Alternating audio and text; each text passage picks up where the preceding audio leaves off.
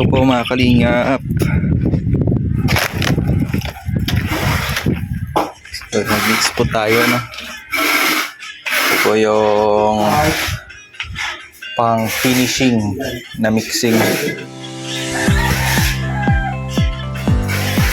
Dito na po tayo sa loob. At kailangan po dito yung buhangin na binibistay. Bakit ba talaga binibista yung buhangin pag mag-finishing na? Bakit binibista yung buhangin?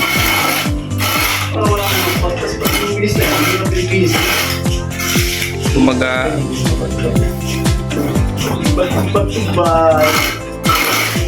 para swabe hagod, no? Tapos pag binibista yan, para yan dyan yung bakbak na yan. Sana. Bakbak pa. Parang na-design ng patubay. Yan guys, no? Yung finish na, no? Bago pa lang na finishing na.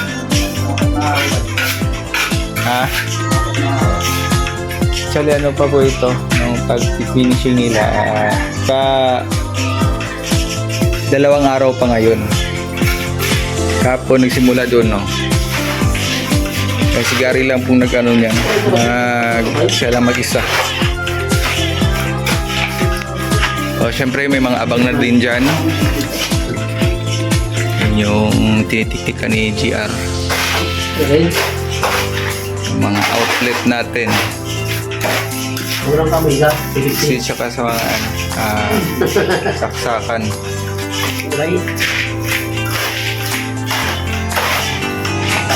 Pero yung saksakan dito guys, no, ano na po, yung dito na sa ilalim dumaan. Ayan, patungo dun sa taas. Yung pag-install dyan ng ng wirings. So ito may nakaabang na ng mga outlet.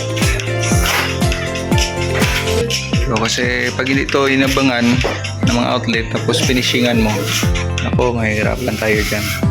Kasi magtitik-tik na naman. Magtitik-tik. Ay, hindi na pala magtitik-tik.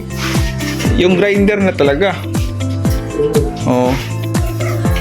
Hihiwain yan para malagyan ulit ng mga flexible hose. Pero ito hindi na po kasi nalagyan na po ng mga outlet.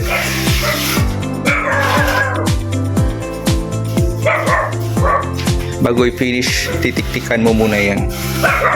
Gaya nito, natiktikan na bago i-finish. Kasi mas malaki na kasi yung bayad yan. Hindi mo mapaabangan. Tapos mapangit na tignan. Klarong-klaro kahit gagrinderin.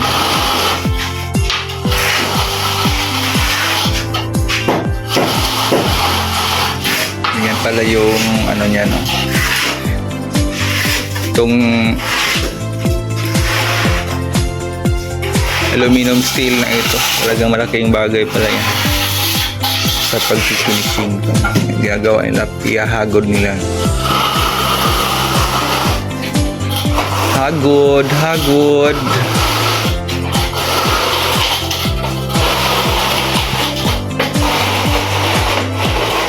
Para sa kay Gary, parang madali lang tignan. So yan, no? Susubukan natin yung ginagawa ni Gary kung madali ba o hindi. Kasi dalawang araw na to ni Gary ngayon ay kung akong magawa nito, hindi ko lang alam kung mabilis or mag-abot ng isang buwan ito. Hanggang dito lang ako palagi.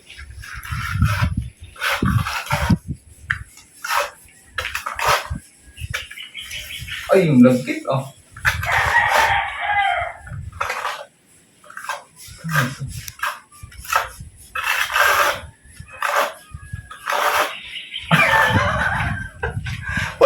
to!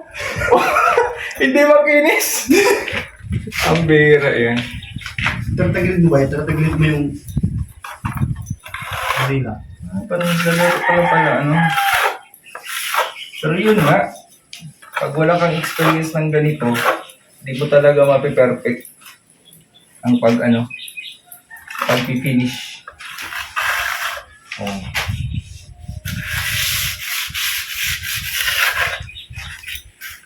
Eh, kakayabay naman itong plancha ni Gary. Balang.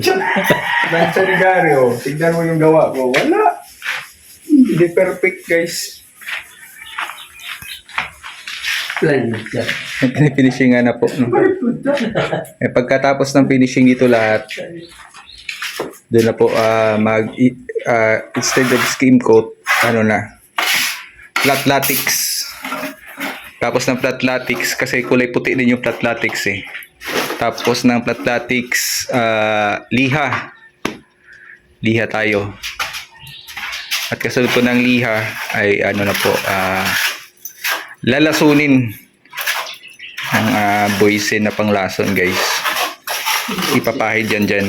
Boysin. Dati pa yan eh, bata pa ko, boysin na yan eh. Maganda ba nagpakulong? Oo. Yung sa advertise ba eh. Anong gantaan eh?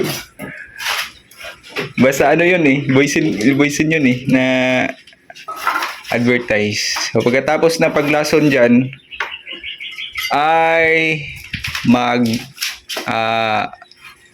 lalapatan naman yan ng yung final, yung glossy. Kulay puti din ba yun? Yung glossy? Oo.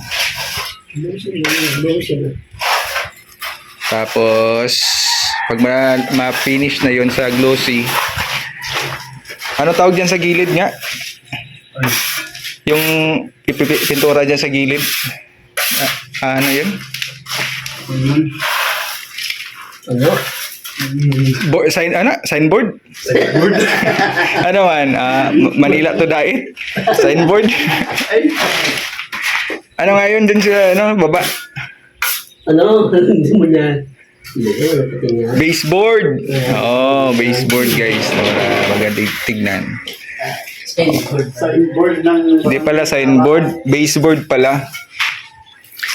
Pero kulay puti pa rin, guys, no? Kulay puti pa rin yung kulay dito sa sa baba. Kulay iwan ko diyan kung ano pang ilagay diyan na kulay sa baseboard. Brown. Brown, brown. Puti tsaka brown. Tatay ba? Hanggang tatay ba? So. Bye. So ito lang muna yung update natin dito sa ating kwarto, guys.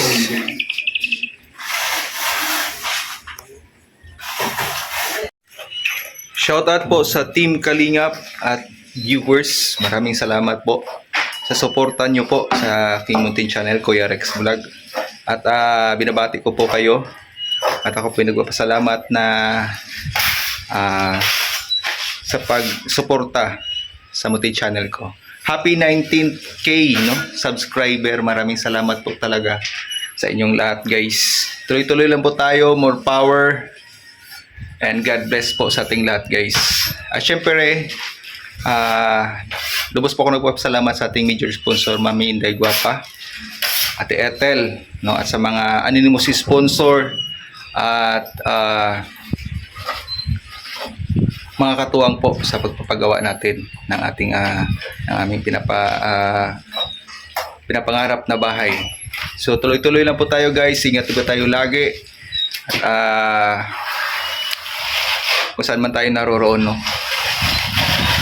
See you po sa next upload videos po natin. Thank you so much.